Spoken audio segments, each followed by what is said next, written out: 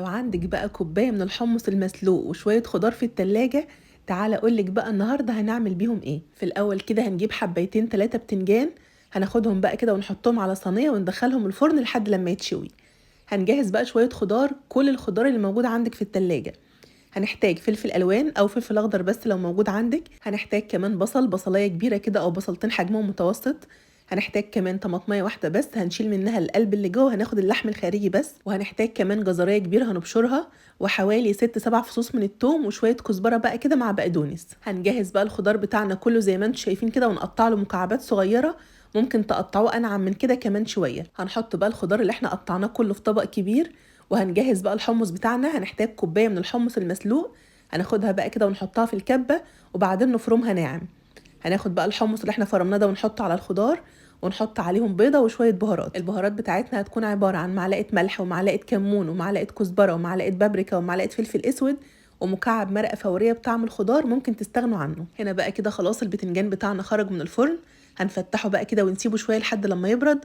وعايزه يا جماعه كمان نصفي البتنجان خالص من الميه، ودي نقطه مهمه جدا. هنا كده زي ما انتم شايفين فرغت كل القلب بتاع البتنجان، وخدت البتنجان وحطيته في مصفى علشان اتاكد ان هو صفى كل الميه الزياده اللي فيه. هناخد بقى البتنجان بتاعنا ونحطه على كل الخضار، ونحط عليهم كوبايه من البقسماط. ممكن تحطوا نص كوبايه من البقسماط وحوالي 3 معالق كبيره مليانه من الدقيق، وهنعجنهم مع بعض كويس ونحط عليهم الخضره. وهنغطي بقى الصينيه بتاعتنا وندخلها التلاجة بالظبط نص ساعه.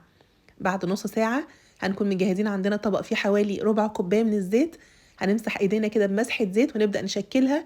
هناخد بقى كوره كوره كده في حجم الليمونه الكبيره مره ونص، ونشكلها كده كأننا بنعمل قطعة برجر بالظبط. هنخلص بقى كل الكمية بتاعتنا زي ما انتم شايفين بالشكل ده، وهنجيب صينية، أي صينية موجودة عندنا. جبت صينية ألمونيوم دهنتها بمعلقتين من الزيت، ورصيت بقى الكفتة بتاعتي زي ما انتم شايفين بالشكل ده.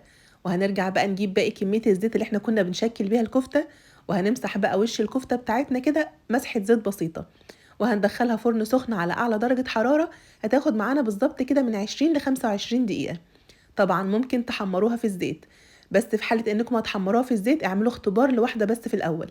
لو لقيتوها فكت معاكم في الزيت هنزود كمان معلقتين دقيق او معلقتين بقسماط. طبعا هي في الحالتين يا جماعة الطعم بتاعها خطير والريحة بتاعتها كمان خطيرة، بس انا بالنسبة لي يعني بحب اللي معمولة في الفرن اكتر، لاني باكل منها كتير كده وضميري مرتاح، وبجد بجد الطعم بتاعها بيكون خطير.